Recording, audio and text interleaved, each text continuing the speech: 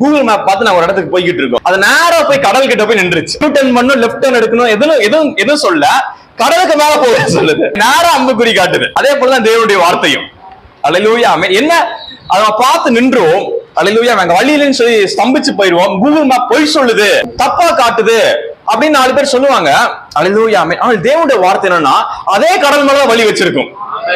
அல்லேலூயா. ஆனா நம்பணும். மோசே கர்த்தர் எங்க வழி வச்சிருந்தாரு? கடல் மேல வழி வச்சிருந்தாரு. ஆனா அது யார்கிட்ட இருந்து வந்தது என்பது முக்கியம்.